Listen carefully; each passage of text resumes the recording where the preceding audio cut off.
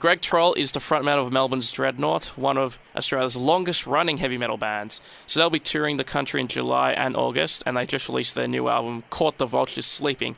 Welcome to the Moshpit, Greg. Thanks very much, Stefan. How are you all doing this evening? Absolutely great. Absolutely great. So, you guys haven't released anything since your self-titled album in 2009, so for the benefit of potential new fans, like obviously Sin is a youth broadcaster, we go from 12 to 25. That means that the 12-year-olds would have been like, 5 or 6 years old by the time your last album came out. So can you, for the benefit of the potential new fans, not just locally in Melbourne, but our podcast listeners nationally and internationally, can you tell us what you believe Dreadnaught to be?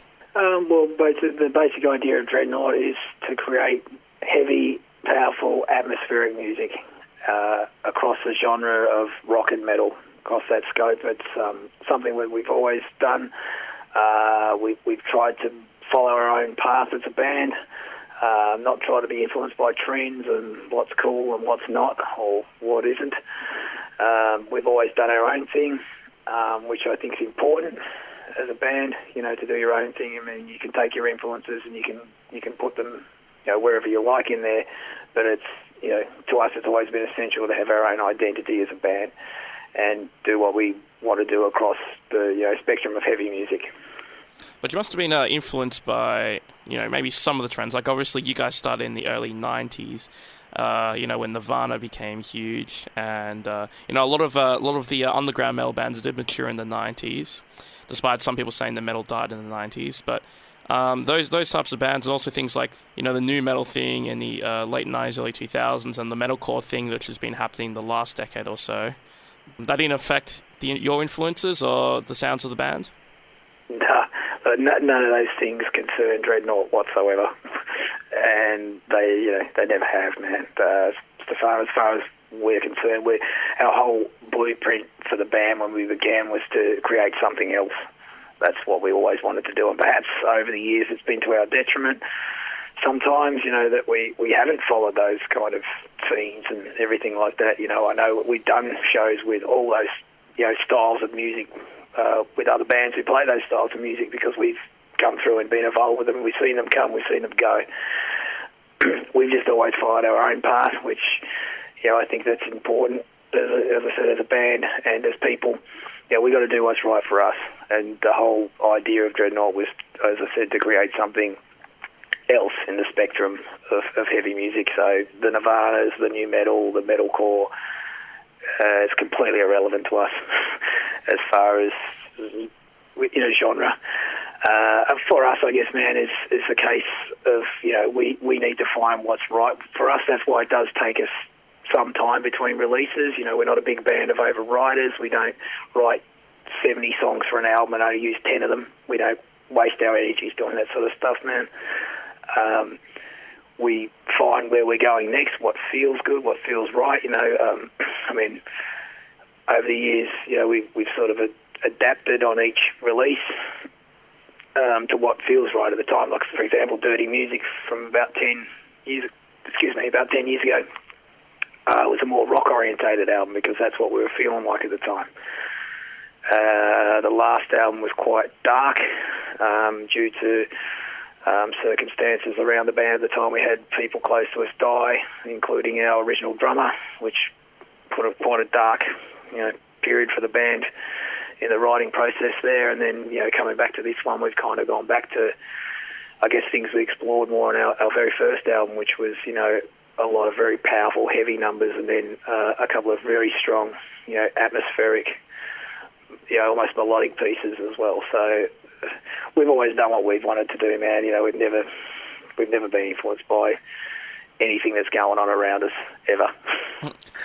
Okay, so you said, can you go into more in depth of the long gaps? You were saying that, you don't write 70 songs and then take the best of those.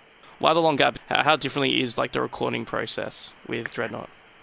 Oh, well, I guess, man, we do write a lot of pieces of music. I won't say, we just don't write 70 songs or 20 songs, and then go, let's just pick the best. We might write, 20, 30 pieces of music, and some of those parts might connect together, and some of them, they whittles itself down, I guess you could say. But then, we find in this essence, we found only eight songs that were worth, pursuing at this stage to come together for Caught the Vultures Sleeping. And it's the same for any of our albums. We find what's working, and we put our whole selves into each individual song to make sure that every member of the band's happy with it from start to finish. So, therefore, those other pieces that are hanging around, I mean, there's been songs over the years where a certain part of that song, that actual piece of music might have been written 10 years beforehand, 5 years beforehand, something like that, but yet it found itself in a way on the next album or that album 2 albums along, that kind of thing. So we don't forget the good stuff, but when we're working on songs, the energies are just focused on what we know is working.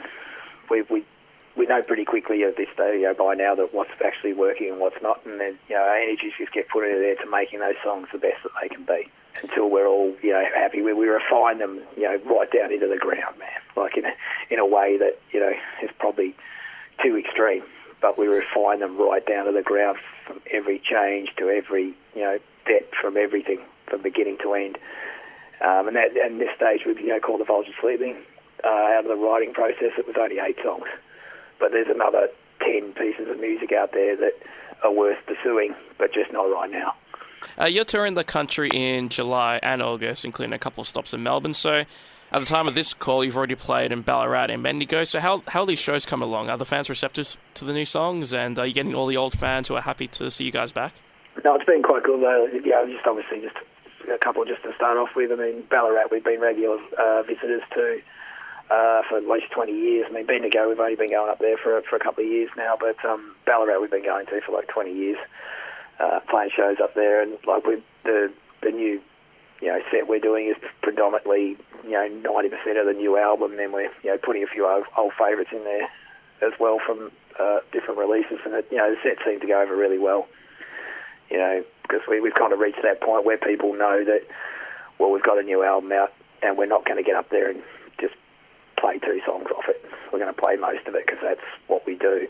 And also, too, we kind of pulled up stumps in, Friday night was actually our first live show in about 8 months, which is the longest period ever in, 23 years or whatever, that we haven't played live. But we said no to everyone, and we're not stepping back on stage until we've got a new set and a new album and something new to promote. So, or new to play more like it, because we just weren't feeling it.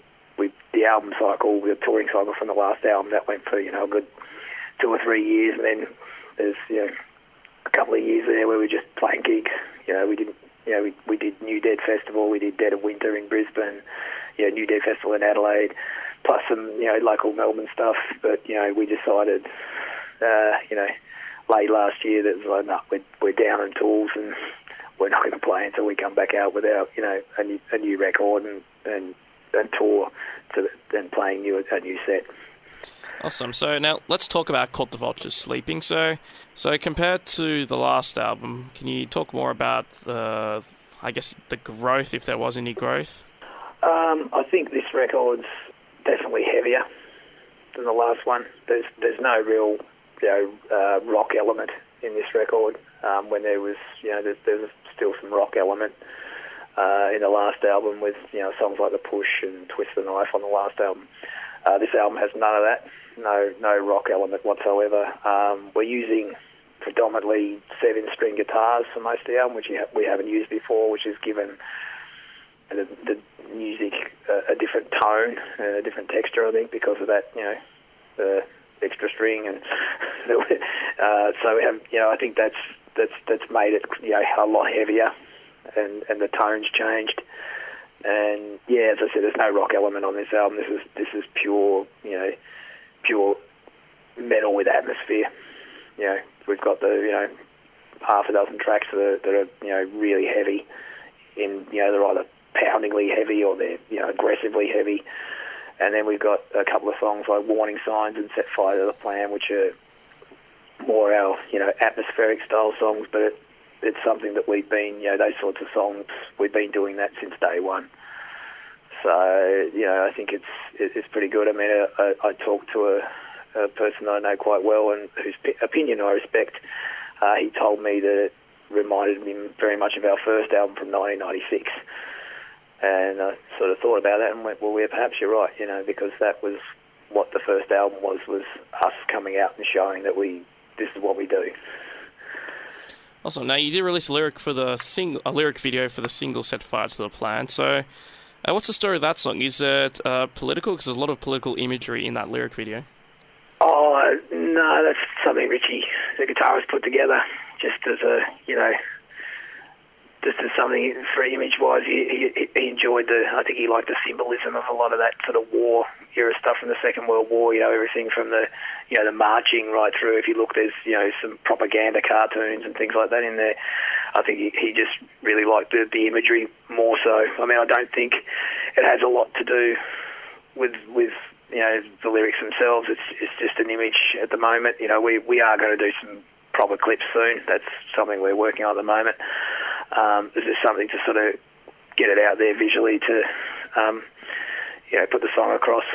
I mean, the song itself, so, the lyrics sort of, I guess, the main line it is, the dreams are never coming back, and it's about,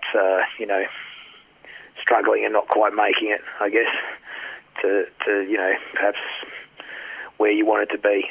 So do you have a favourite song on the album? Yeah, my personal favourite to play. I mean, I like my favourite to play at the moment. Aim to Destroy. I just like the feel of that song. I liked how the music's really just spat out, and then it hits the middle section, which is just this big, slow, trippy dirge that I really like playing that song at the moment. But I think I don't have a personal favourite to listen to. But yeah, Aim to Destroy is the one personally I like to play. I like to actually sing that song and rip into it. It really really rose my boat, that one. What can you tell me about The Hated, which is my personal favourite? Well, that's I guess the song is something else we've got done over the years. I mean, which I guess is a bit of a hangover from the 80s thrashes. It's a social commentary song. It's something that, even though it might be that kind of thing of like 80s thrash about social commentary, it's still relevant today because the world hasn't changed very much, and it's about, the oppression of, people and society in general. It's just it's a statement. It's not a preach or a finger point or anything like that. It's just, people try to, uprise all the time, and it doesn't get them anywhere. Countries all over the world, Egypt, Turkey, but, just last week, things like that. There's always going to be, that oppression of, as long as there's a human race, it's always going to be pushed down. So that's just an observation, if you will, on the the state of the world right now. Now, this album was possible because of a Pozible crowdfunding campaign. So how did you find that experience? Well, it was good because it worked.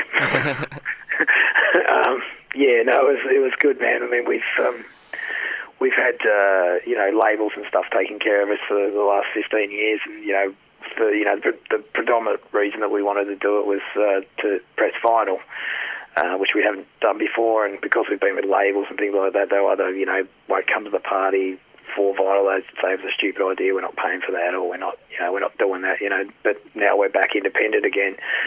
We can we can do that, and we wanted to we did a lot of costing and a lot of stuff that you shouldn't really, you think you just play music in a band, but you don't. You've got it is a business, unfortunately, and so we do a lot of costing and a lot of projections and things like that to see where we needed to be, and if we wanted to do vinyl, then we weren't going to make it in time. So we just thought about the idea of a Pozible campaign was to see if people actually wanted it. And then we thought, well, if people want vinyl, then we'll put discs up as well, plus shirts, and just see if people really want to get behind getting something new from us. And if they don't, well, they don't. So we kind of just, put it out there. And we didn't ask for donations. A few people asked to donate to us, and we were like, well, no, we're not accepting that because we don't want handouts. We wanted to see if people actually wanted new material from Dreadnaught. And, it was great. Not only did we reach the target, but we went over it. Not way over it, but we did go over it, which was excellent. It allowed us, because we finished the recording, so it just allowed us to get it mastered and get everything into production for, pressing CDs and things like that.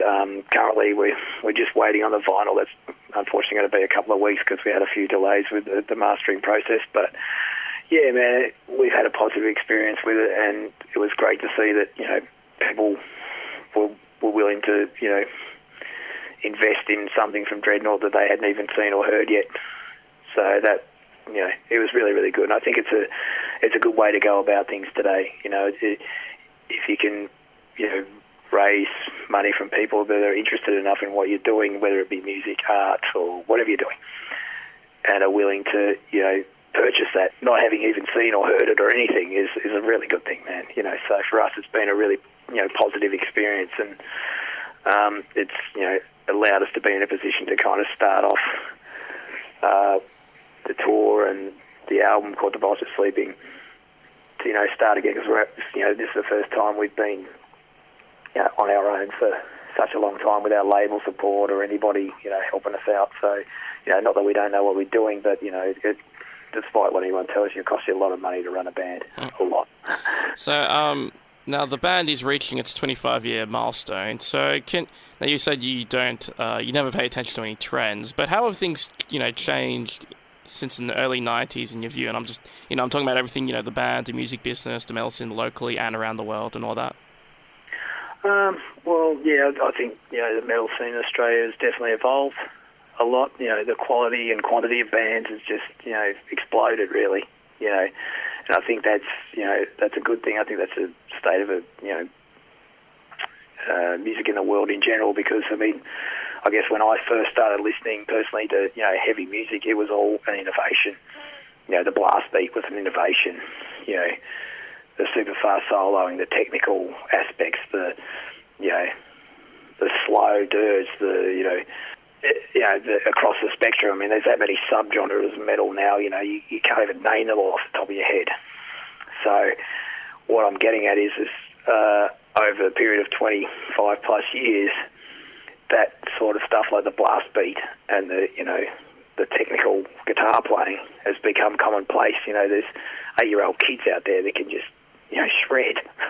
You know what I mean? Because it's part of learning now. There's guys who are teaching drums and teaching guitar like that. But when it was first created, it was an innovation.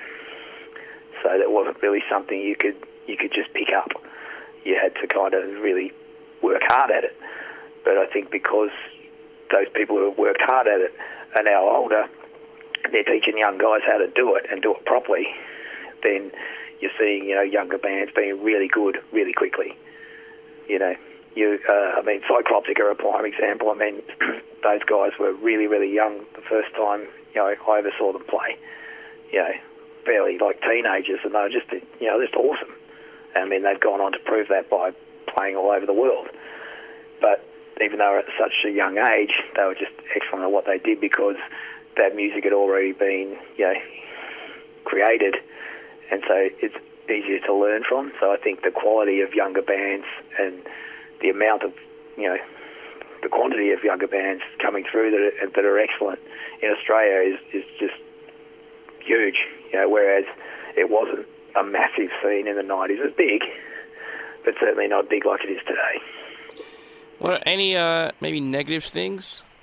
Oh, look, not off the top of my head. I think technology's been great for everyone as well. I can't really think of a negative aspect. You can go into the whole downloading and all that sort of stuff, but to smaller bands like us, it doesn't really affect us. It's when you sell millions and millions of copies, that's when it becomes a problem. But I can't think of anything off the top of my head. Maybe pit ninjas. They're annoying. Pit ninjas? What are they? Oh, the guys that go to shows and think it's a karate contest. So, you know what I'm talking about. I might say that, it might be me sound like some old jerk, right? But to me, moshing's about unity. No matter how much you hurt each other, it's about unity. but you got the couple of guys who think they're at the karate tournament, smashing people in the head and face and whatnot, which it's great, it's people just expressing themselves. But I just think it's, there's a lack of unity in doing that. I'm all for anything. People want to sit on the floor while we play or be a bit ninja. I don't care. They can do what they like, but it doesn't. I've been to shows where dudes have been doing it, and I'm like, man, seriously, you're just ruining it for everybody. Pit ninjas, I like that. I've got to use that from now on. Guys, people want, especially girls, they want to stand in front and watch the band, and they just want to watch. They want to hang out and watch the band. A moshpit's a moshpit. You know what I mean? It's a unified thing, no matter how hurt you get. But then you got the couple of guys in the middle who think it's, they just want to separate everybody, and everyone stands back because they're just going a bit too far. And I've got to say, people doing that sort of stuff when I was younger were, they got taken out. It was quite often like skinhead guys and stuff like that who do that sort of thing. And basically they'd last all of about a minute before someone just took them out. So I'm not saying that as some old jerk.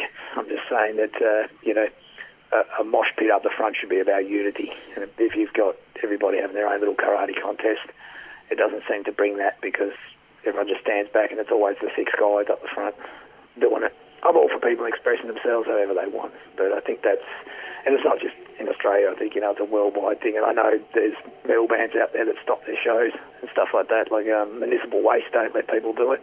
They stop their shows and go, mate, get out. And they're like a brutal crossover hardcore thrash band, and like they won't put up with it.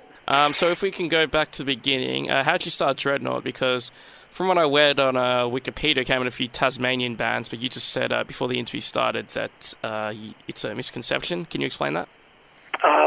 Like the band is actually formed in Melbourne by Tasmanians. Quite often, that's the one. That's the one thing on the Wikipedia page, I guess, that's incorrect, that the band was actually formed in Tasmania. That's absolutely not true.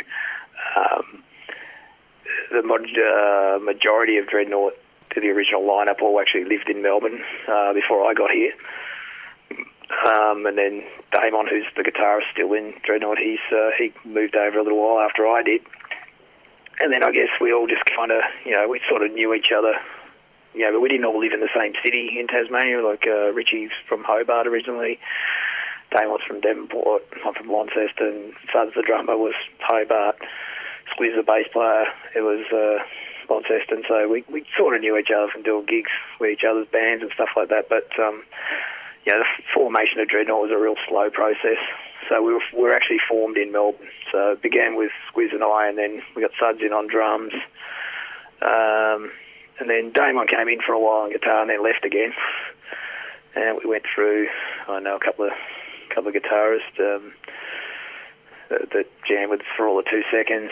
And then, Richie was playing in another band when Dreadnaught first started, and that band broke up, and, everyone was like, ask Richie to play guitar, but he was adamant that he didn't want to play in a band with anyone. He was over it. And but he lived with Suds, the drummer.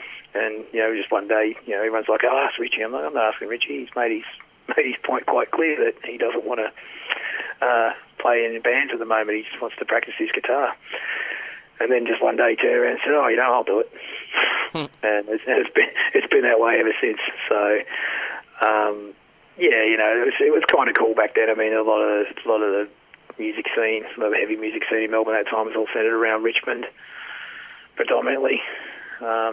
Back then we didn't really work or anything like that. We just got together and, we had perhaps little part-time jobs and stuff like that, but in general, most days were spent rehearsing day in, day out, which was just great. I don't know if you could do that today, but, it was great. We just all just hung out and all rehearsed, and then we'd go around to whoever's house we were at and get a slab and do that, and then get up the next day and jam again. It's great. Now, you do have a live DVD coming out that was filmed in Melbourne a few years ago. So will there be any extras on there for fans? Well, that's something we've got to look at. We've just almost gone through everything with Caught the Vultures Sleeping. We're just awaiting on the arrival of the vinyl, and to get all our Pozible orders out to everyone that have ordered it. We've just made a start on that because we've only just managed to get everything in the last week. We've cut everything fine like we always do. So I guess priorities at the moment are to get our Pozible people all sorted out with what they've ordered, and getting through this first leg of the tour, and then we'll look at the DVD, man. That's the next project. But we just want to make sure we fix up all the loose ends to do with with Caught the Vultures Sleeping before we move on to the DVD. But that'll be coming out soon. But we would like to put a few extras on there. I mean, we've got there is a photo gallery on it at the moment, which is quite quite a sight to look at when you look at yourself from 20 odd years ago. But we're hoping to put some cool stuff on there. A bit of footage from that's not available on YouTube and things like that that we do have. We have plenty of gigs on video. I mean, I know Richie was videoing shows for a few years as well, so there's bits and pieces of everything. So once we're finished with getting everything, all the loose ends tidied up with Caught the Vultures Sleeping, that'll be our next project. So can you recommend some bands that you're in right now? And I know you perform with other acts such as Frankenbach and Never and Having the Axe. Some of those Dreadnaught might be members of as well. Oh, that we're members of? Yeah, but also other bands that you're listening to. Oh, yeah, cool. Yeah, no, well, we're hooking up with our mates Al Kiro and Mammoth over in Adelaide. They're two cool Adelaide bands. Who else have we got hooking up with us? Wilderness, who are a kick-ass band from Ballarat. Richie and Damo from that band have been around for as long as we have, kind of thing. So they're like heavy metal personified. They're not a subgenre or anything like that. They're just heavy metal. They're brilliant.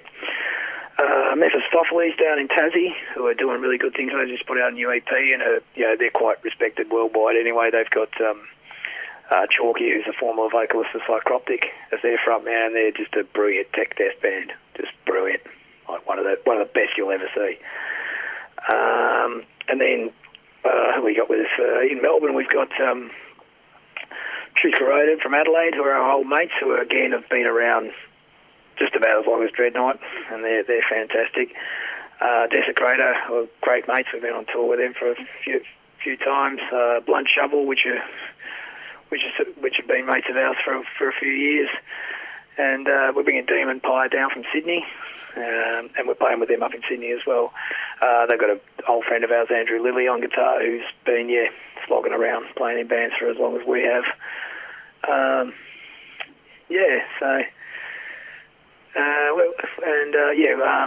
But we're playing with Darker Half up in Sydney as well, who we've shared stages with a few times over the years. And it's really cool. Everyone's been really good. I played with our mates from Obscure in Bendigo on the weekend, and they're great people, great band too. And so man, everyone's been really cool. When we've asked them, look, we're going back on tour, would you come and support us, play with us? And it's been really nice that people have said yes. Because they don't have to. I mean, I know, certain bands can do quite well on their own. They don't need to really support bands like Dreadnaught or play with bands like Dreadnaught, but they've all said yes, which is just, it's awesome. That's cool. So, what about your international appeal? I've heard that you guys did get airplay. You've had airplay over the years in the UK and the US, but how about now? Are you getting like a lot of attention from overseas? Thanks to the internet and all that. Yeah, well, we're just. We were on the last record. We did have it out on a Japanese label called Soundholic, but unfortunately, we went and toured Japan and everything, which was excellent. But unfortunately, the company folded, which was a shame because they'd been around for like 23 years or something like that. And unfortunately, the company, we put the CD out, we put the last album out with them, and then it folded not long after we left Japan to tour. So we've had that. We've had a release. We've had a release in America too on a label called the Music Cartel as well. Stuff distributed through Europe. We've had those kind of avenues for us, and then unfortunately we haven't been able to capitalise on everything touring wise overseas. But we've definitely been around long enough to be able to knock on enough doors. So now we've got something new. to put out there. You know, that'll be a definite priority. Yeah, you might give it an overseas push. Oh, definitely, man, definitely. It's definitely on the cards. I think we just needed to, reacquaint ourselves with Australia and, with our own backyard. We've kind of just always been there, but, for the last, 6 years or whatever, we haven't had anything out. I mean, well, we could probably say 5 because the last album was a sort of 2-year touring cycle, so probably the last 5 years, we haven't had anything out. We've got nothing to really talk about or anything like that, so now we've got something new, new material to go out with. It's all guns blazing for us as far as, locally and internationally as well. What markets would you be looking at? Oh, I'd definitely look at Europe. I mean, we've actually had a little bit of contact from Europe and Japan today. Strangely enough, some people have found material from the new album out on the net, and have contacted people from radio, and a couple of sites aside from Japan have done a thing on us already, and it's like, okay, cool, so it's not going unnoticed. So we'll just have to, I'd like to go back to Japan and Asia. That'd be really cool. But I'd also definitely like to play in Europe predominantly. That's where I'd like to go. I think countries like Germany and that would get us for sure. I mean, I've been over there plenty of times myself, but I think they just get us. So Dreadnaught's 7th release, Caught the Vultures Sleep, is out now. They're touring the country in July and August. The first Melbourne show is on Saturday, August the 6th at the Brutality Festival in Melbourne. That is an 18-plus show. And the second is on the Saturday, September the 3rd at the Dreadnaught Lounge in Melbourne. So thanks for joining us, Greg. We'll let you go and enjoy the rest of your night. Cool. Thanks very much, Stefan.